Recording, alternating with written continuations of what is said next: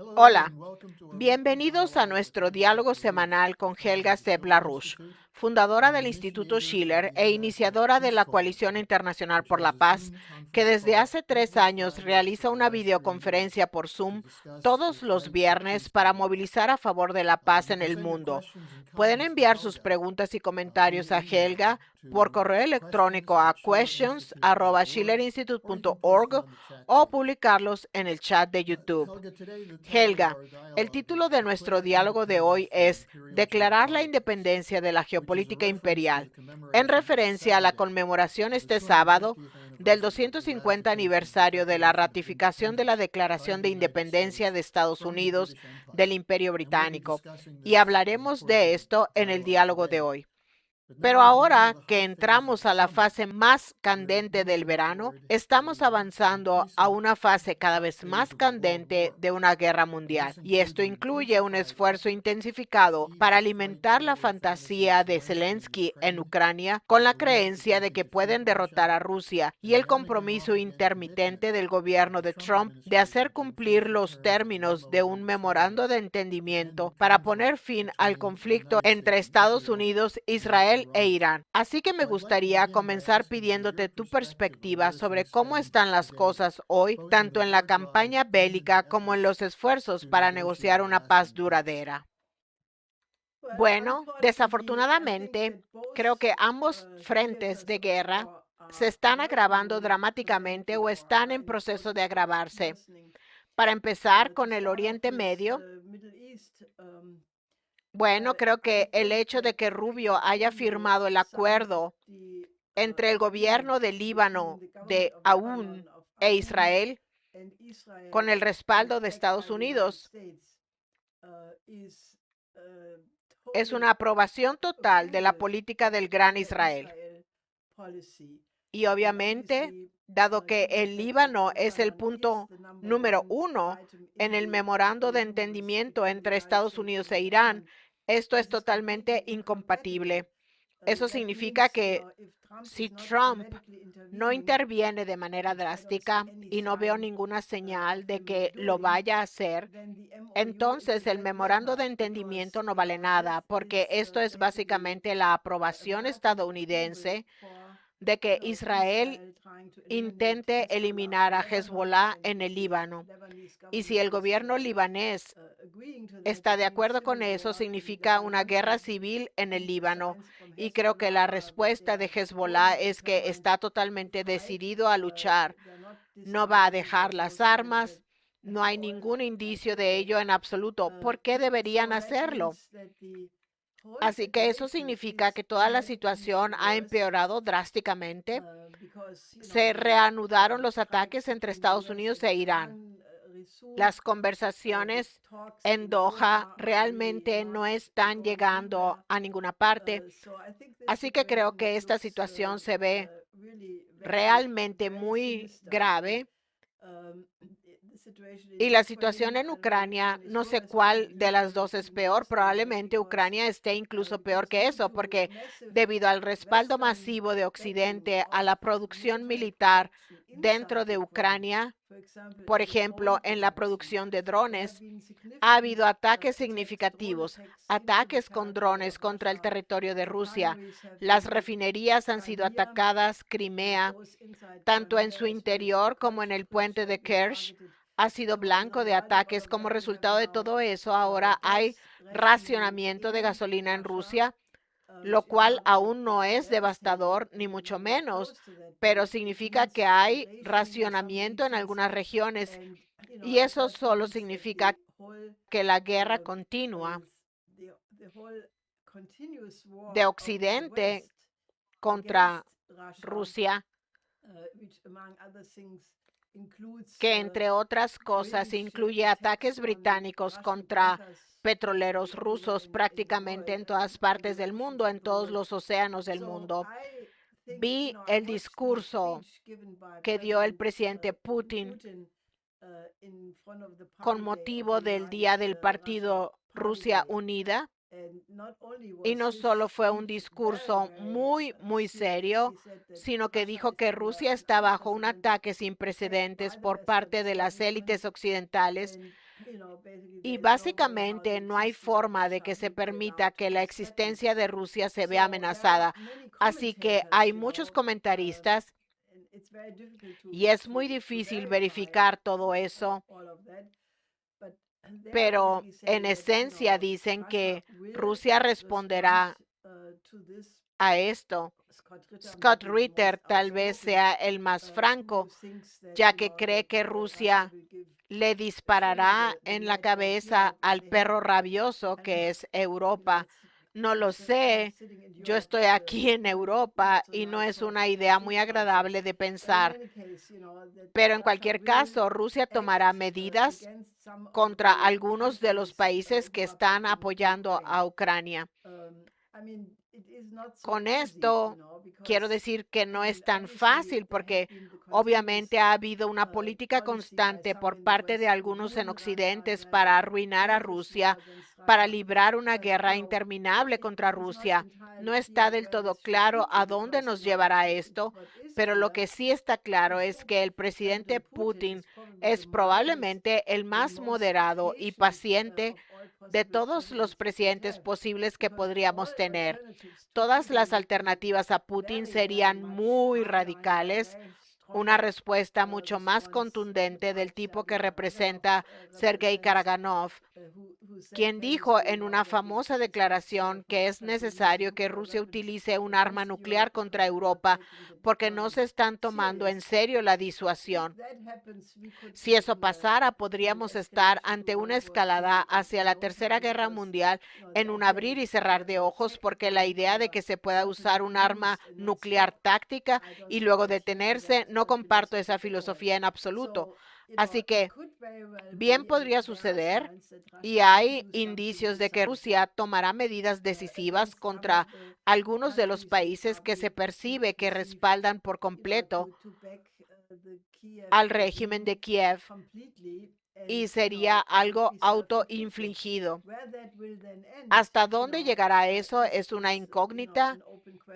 Creo que estamos más cerca de la Tercera Guerra Mundial que nunca, porque considero que el mayor cambio estratégico que ha ocurrido, aparte del hecho de que las promesas de Trump con respecto al memorando de entendimiento parecen tener muy poco peso, es que parece claro que Moscú ha abandonado la perspectiva de que las conversaciones entre Trump y Putin en Anchorage fueron un esfuerzo serio por normalizar las relaciones entre las dos mayores potencias nucleares y que el proceso de Anchorage está muerto, al menos en lo que respecta a Trump, y que por lo tanto el único elemento que podría haber significado una estabilización al disuadir a la facción belicista de Europa, la llamada coalición de los dispuestos, parece haber sido abandonado y ahora tenemos prácticamente un respaldo de Estados Unidos a la guerra contra Rusia, lo cual me parece tan peligroso que me quita el sueño por las noches. Prácticamente me quita el sueño en la noche.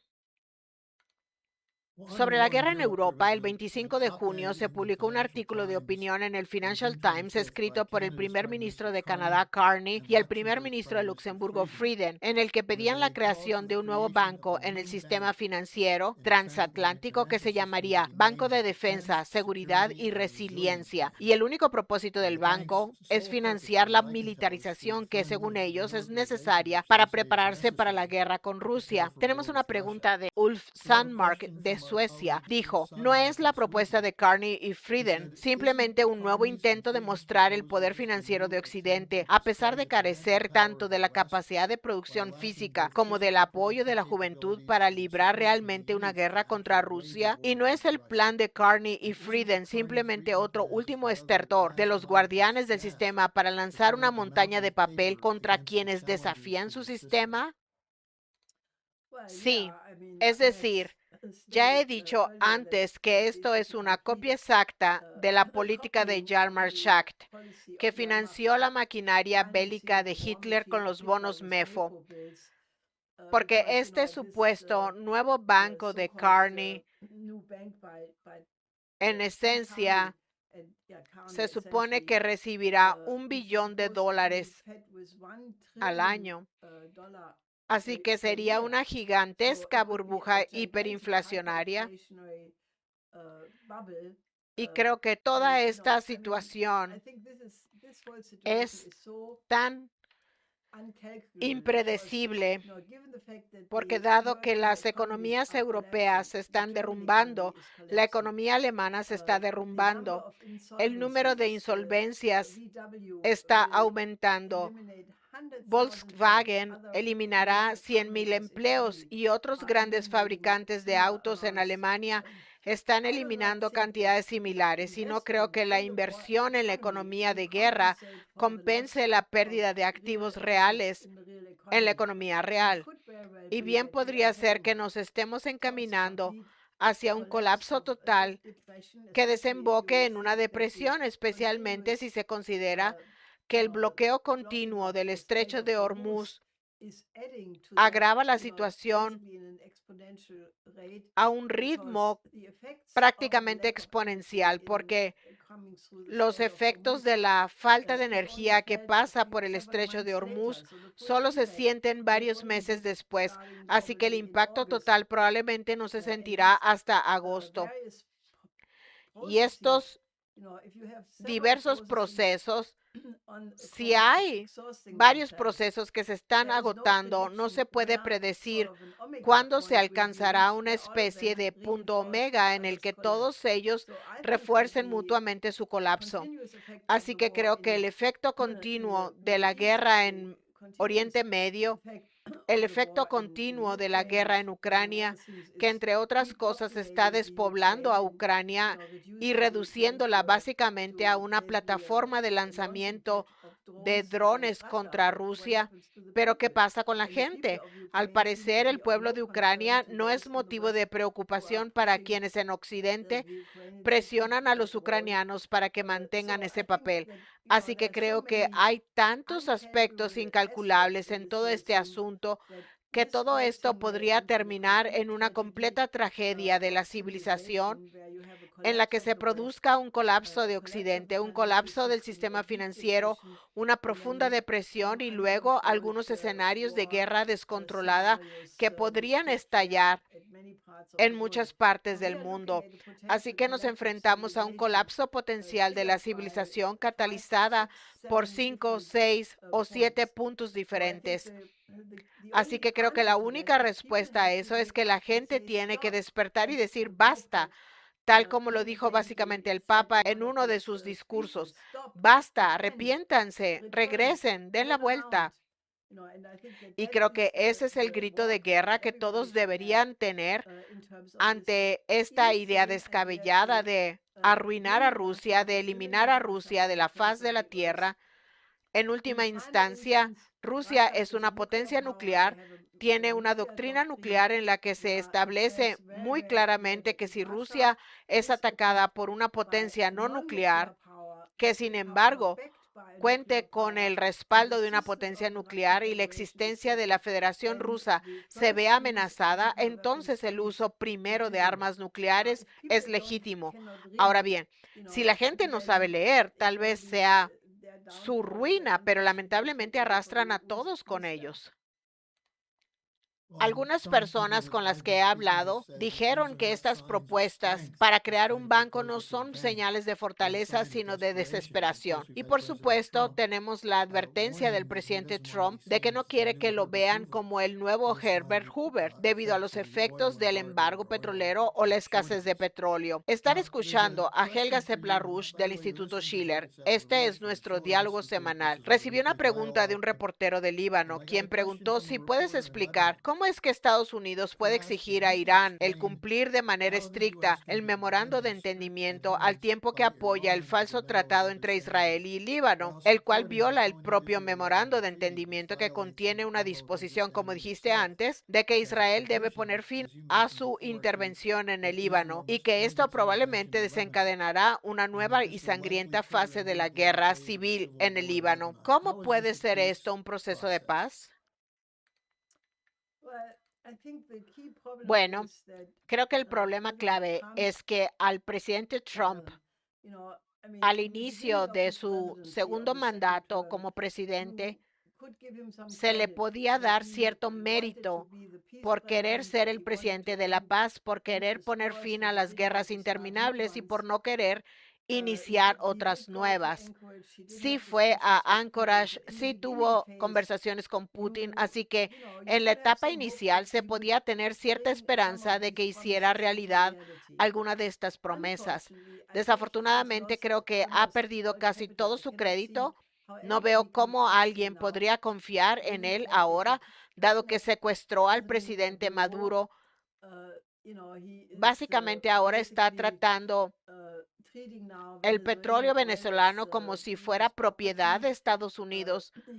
Ha iniciado la guerra contra Irán por segunda vez en medio de negociaciones muy prometedoras en Ginebra. El memorando de entendimiento no parece tener mucho peso. No se está haciendo nada para detener los esfuerzos de Israel de implementar el Gran Israel. Los informes indican que el genocidio en Gaza continúa sin cesar. Las atrocidades contra los palestinos en Cisjordania continúan. La situación en el Líbano continúa. Los ataques israelíes en Siria continúan. Por lo tanto, parece que no hay ningún esfuerzo de poner fin a ninguna de estas políticas. Por lo tanto, creo que debe haber algo que le impida a Trump hacerlo. ¿Y qué es eso? Tal vez seguirá siendo una pregunta para los historiadores, si es que queda alguno después de que hayamos superado todo esto. Es el poder de los donantes que financiaron la campaña de Trump. Son los expedientes de Epstein, donde tal vez haya algo que le impida a Trump a desviarse de alguna manera. ¿Es alguno de estos factores? ¿Son simplemente sus estados de ánimo tan impredecibles que cambian de un momento a otro? No sé si es una combinación de todas estas o si hay otra opción más. En cualquier caso, el resultado es que creo que la presidencia de Trump ya es una causa perdida. Hiciste algunas preguntas acertadas. Aún no sabemos las respuestas, pero las estamos buscando. Ahora bien, en relación con este mismo tema, estamos viendo una reacción en contra de esta política en Estados Unidos. La semana pasada se celebraron las primarias demócratas para el Congreso en la ciudad de Nueva York, en las que perdieron 3 candidatos de la ciudad de Nueva York, 2 congresistas y un candidato favorito, quienes contaban con el apoyo del AIPAC, el Comité de Asuntos Públicos Estados Unidos-Israel, y perdieron frente a personas que hicieron del apoyo de Estados Unidos a Israel y al Gran Israel el tema principal. Lo mismo ocurrió ayer en Colorado, en el primer distrito del Congreso, donde Diane DeGette, una legisladora de 30 años en el cargo y muy cercana al AIPAC, perdió por un margen de alrededor del 10% frente a una abogada de 29 años que afirmó que el tema principal es poner fin a las guerras y detener la injusticia contra los palestinos. La pregunta entonces viene de una periodista judía de California, quien simplemente dijo que se opone a lo que está haciendo AIPAC y dijo que está viendo por primera vez una reacción real en contra de esto y quiere saber si esto podría ser una forma de que la situación cambie en Estados Unidos. No se relaciona esto con la idea de que la gente puede cambiar las cosas si realmente se logra que se escuchen sus voces. Así que ella simplemente preguntaba, ¿cómo lo logramos? ¿Cómo conseguimos que se escuchen sus voces? Bueno, creo que el sábado, como mencionaste, se cumple en realidad el 250 aniversario de la Declaración de Independencia de Estados Unidos y de la Revolución Americana. Pero solo puedo decir que la importancia de lo que estamos haciendo debe situarse en el nivel más alto posible. Y es que un día después, Diane Sare, quien es candidata presidencial independiente, una candidata de la Rouge, llevará a cabo un encuentro histórico en Filadelfia donde básicamente se celebrará el 250 aniversario. Habrá muchos historiadores e investigadores históricos dando charlas. Habrá un fantástico programa de música clásica que defenderá la verdadera historia de Estados Unidos. Ahora bien, lo único que puedo decirles desde un punto de vista internacional es que se trata de uno de los temas más polémicos, porque hay muchas personas, incluso personas malvadas, como el rey Carlos, quien tuvo la audacia de presentarse ante el Congreso, de hecho, ante ambas cámaras del Congreso, para dar un discurso en el que trivializó toda la historia de Estados Unidos, básicamente al afirmar que la historia del Imperio Británico y la historia de Estados Unidos son prácticamente la misma historia, la misma tradición, los mismos fundamentos filosóficos. Tuvimos algunas tensiones aquí y allá, pero ahora es una relación hermosa y especial. No quería creer lo que oía cuando escuché eso. En fin, así es el rey Carlos. Quiero decir, el Imperio Británico tiene un solo interés: restarle importancia a la Revolución Americana, que fue una revolución contra el Imperio Británico. Quiero decir, esto fue un avance revolucionario en el que las redes republicanas de todo el mundo, pero especialmente de Europa, contribuyeron al surgimiento de la idea de una república que era absolutamente, en términos de valores, contraria a todo lo que representaba el Imperio Británico, desde los filósofos o filósofos, si es que se les puede llamar así, hasta los ideólogos de la Ilustración británica como Locke y Hobbes, y todo lo que ello conlleva. Adam Smith, Bentham, Mandeville, todas estas personas que tienen una visión del hombre en la que lo definen como una bestia, lo definen como alguien sin derechos, solo la nobleza tiene derechos. Es decir, era un sistema terrible, y los revolucionarios estadounidenses y los padres fundadores establecieron una constitución en contra de eso, dedicada al bien común por primera vez en cualquier constitución importante. Hubo algunos otros pequeños esfuerzos anteriores, pero esa fue la primera constitución importante de la historia que definió que el sistema representativo es el único modelo posible en el que el individuo puede participar en el gobierno, que el gobierno solo es legítimo si cuenta con el consentimiento de los gobernados. Estos fueron avances nuevos y revolucionarios y, sobre todo, naturalmente, los principios de la Declaración de Independencia: vida, libertad y la búsqueda de la felicidad. La búsqueda de la felicidad no de los oligarcas, sino del pueblo. Así que este fue un avance trascendental. Hay quienes minimizan la diferencia entre el Imperio Británico y Estados Unidos por motivos malintencionados, pero también hay mucha gente, especialmente de la llamada izquierda, o personas que en general se oponen al genocidio, que opinan que toda la historia de Estados Unidos no es más que una historia ininterrumpida de genocidio, explotación, guerras en el extranjero, esclavitud y todas esas cosas. Eso es, en cierto sentido, incluso peor, porque quienes conocen la historia saben lo que fue y es hasta cierto punto el Imperio Británico. Los 80 millones de personas asesinadas en India, las numerosas atrocidades en África. Así que lo que es el Imperio Británico está más claramente establecido, especialmente por parte de los países del sur global. Pero si se elimina el potencial que representaba Estados Unidos, por ejemplo, el sistema americano de economía, si solo se deja el libre comercio británico, bueno, entonces la industrialización nunca habría sido posible. Y el famoso capitalismo de Manchester no es un buen ejemplo de industrialización, mientras que el sistema desarrollado por Alexander Hamilton, la idea de la soberanía del país sobre la emisión de su propio crédito, y en la necesidad de destinar dicho crédito a inversiones que aumenten la productividad económica mediante el fomento del potencial creativo del individuo. Pertenece exclusivamente a la tradición conocida como el sistema americano de economía.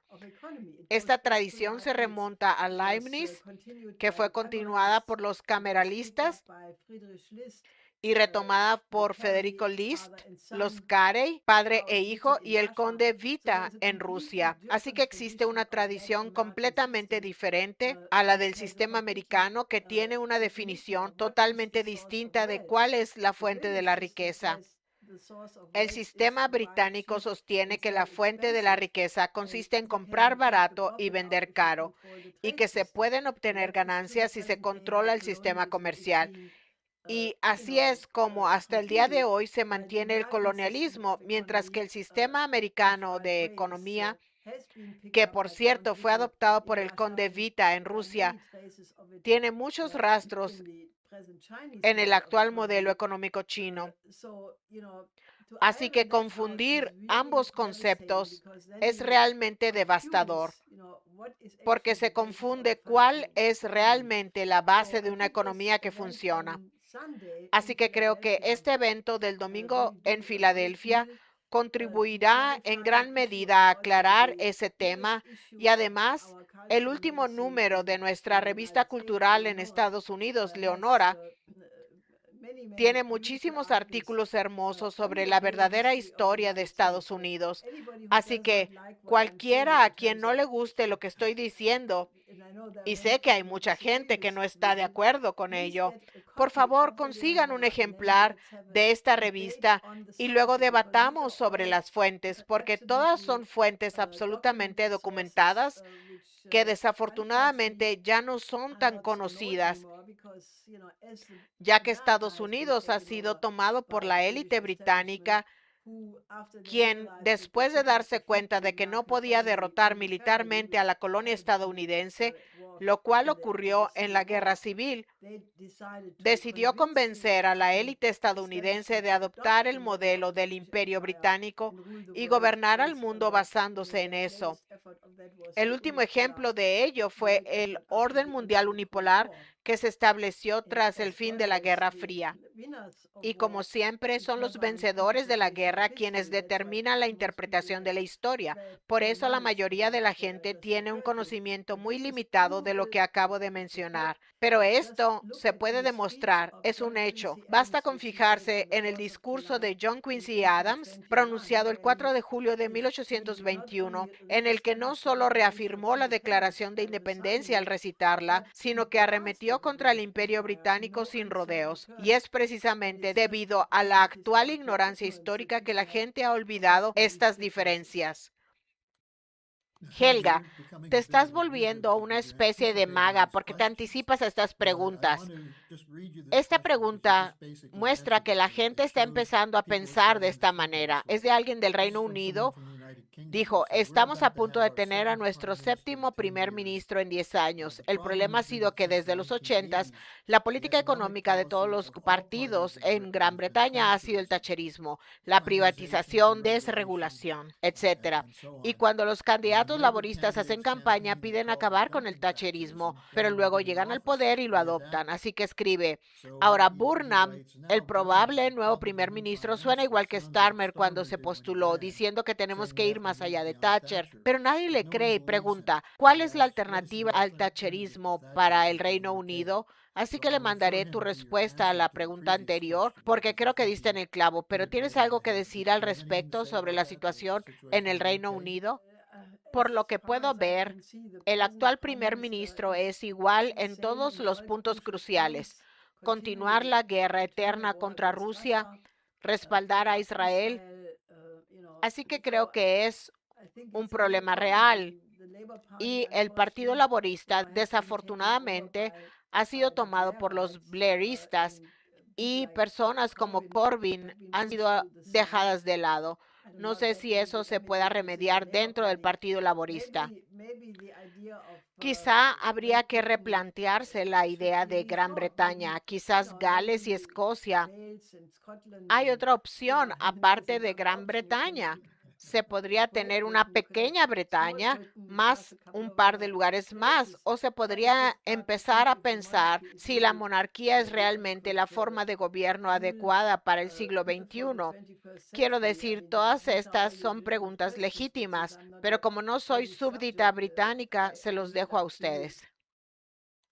Creo que el último punto que mencionaste es algo que están tratando de vender como una política al dividir el país en pequeñas ciudades. De esto es de lo que habla Burnham y lo llaman devolución, descentralización, y no es más que otra forma de destruir al gobierno central, así que es un enfoque diferente al thatcherismo. Tengo un par de preguntas más para ti. Una sobre la iniciativa de gobernanza global de China. La persona escribió, las propuestas incluyen reformas a instituciones internacionales como la ONU, el Banco Mundial y el FMI para dar más influencia a las naciones emergentes. Las antiguas potencias coloniales se opondrán a ello. ¿Qué probabilidades hay de que se lleven a cabo tales reformas, que son urgentemente necesarias para que estas instituciones conserven algo de credibilidad y superen las injusticias históricas? ¿Y está el Sur Global desarrollando la capacidad para plantear estas demandas? Creo que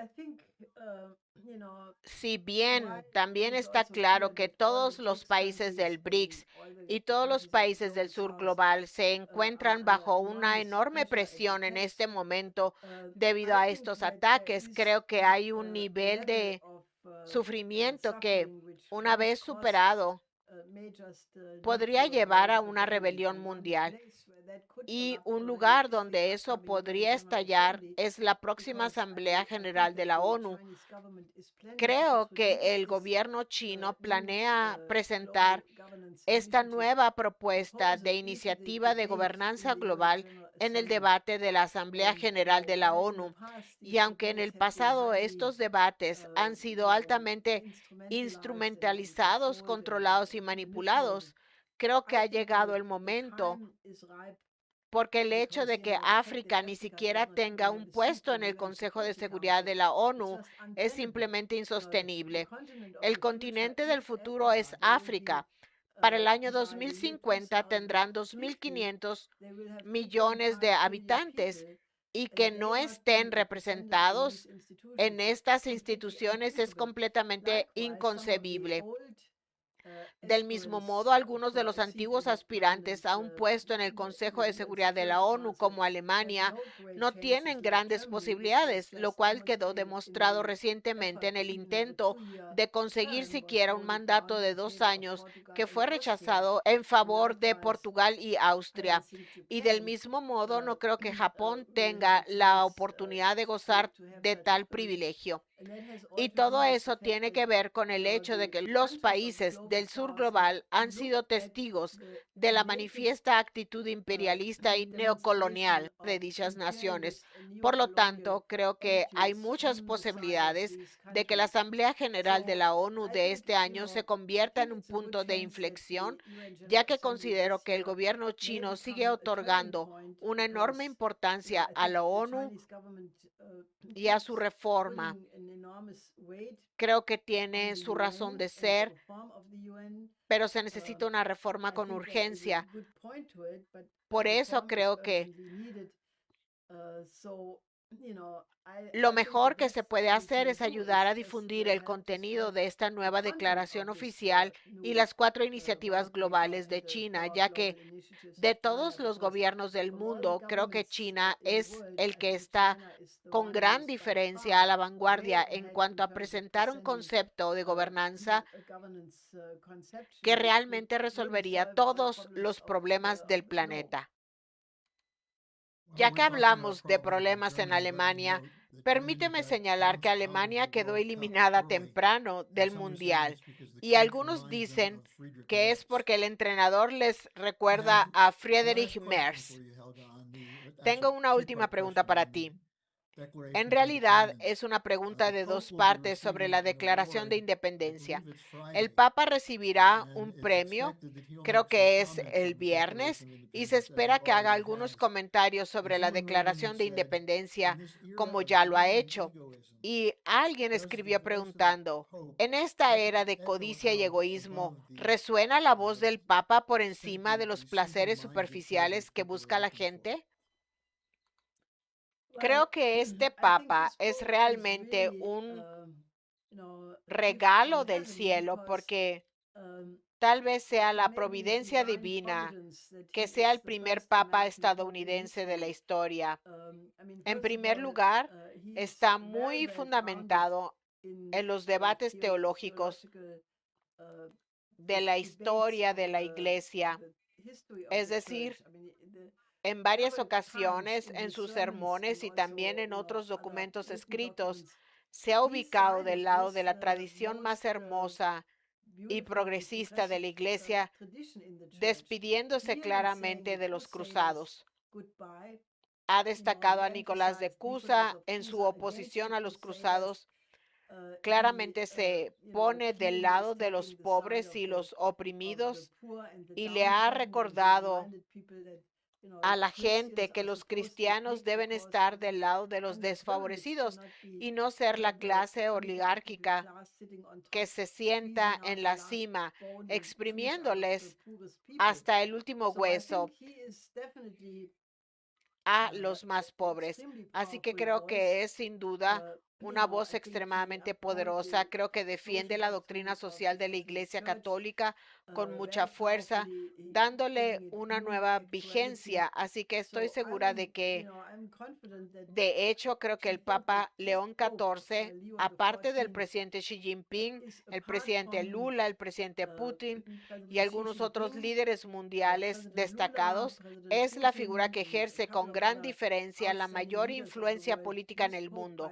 Por ello, me alegra enormemente y me llena de esperanza que reciba esta distinción. Si bien ya se le hizo entrega de la medalla hace un par de semanas y el acto oficial tendrá lugar el viernes, coincidiendo con la reunión de la Coalición Internacional por la Paz. Estoy segura de que abordaremos este tema el viernes durante dicha reunión, ya que considero que este Papa posee una relevancia política que trasciende con creces el ámbito de todas las religiones del mundo. Podría ser precisamente el factor capaz de inclinar a Occidente hacia una postura más moral. La última pregunta es de un alemán que dice, Helga, como compatriota alemán, me gustaría preguntarte qué significa para ti la Declaración de Independencia de Estados Unidos. Significa mucho. Cuando fundé el Instituto Schiller en 1984, me preguntaba qué tipo de carta o documento fundacional debía utilizar. Revisé muchos documentos, la Carta de las Naciones Unidas y muchos otros, y llegué a la Declaración de Independencia y me dije, esto es exactamente lo que necesitamos para nuestro esfuerzo.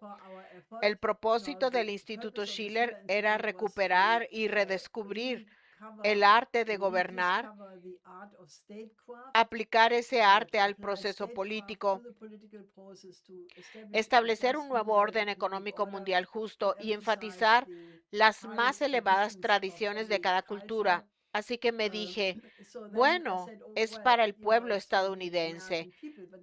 Pero luego cambié en la Declaración de Independencia original tal vez 5 o 6 palabras, donde decía la colonia estadounidense, lo sustituí con los países en desarrollo. Donde decía las potencias financieras de Gran Bretaña, lo cambié por las potencias financieras.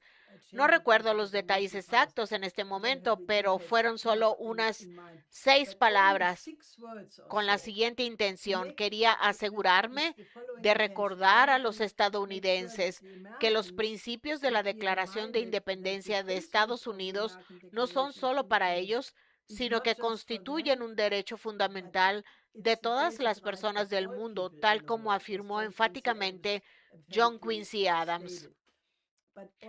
También, al mismo tiempo, que las personas de otras partes del mundo, una vez que se les otorgaran los mismos derechos de la Declaración de Independencia, verían a Estados Unidos más desde el punto de vista de que esa es la tradición a la que deben exigir que se adhiera el pueblo estadounidense y a la que deben exigirle que se atenga a esos principios.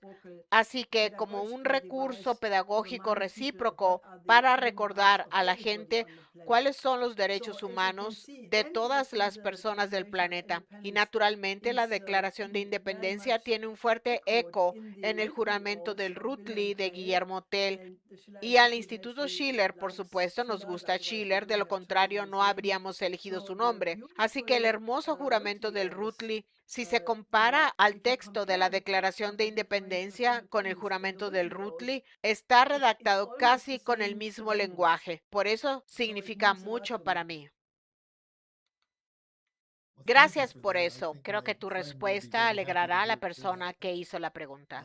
Así que recordémosle a la gente que el viernes por la mañana es la reunión semanal de la Coalición Internacional por la Paz. Como dijiste, probablemente hablaremos de la Declaración de Independencia. ¿Algo más? No, pero creo que sin duda hablaremos del peligro inminente de una escalada y de la posible reacción de Rusia ante estas continuas provocaciones. Y como dijo recientemente Dmitry Trenin, es muy difícil decir cuándo se alcanzará el punto de no retorno, pero es posible que lleguemos a un punto en el que una provocación más sea la gota que colme el vaso. Y me temo que estamos terriblemente cerca de ese punto, así que ese será un tema a tratar sin duda.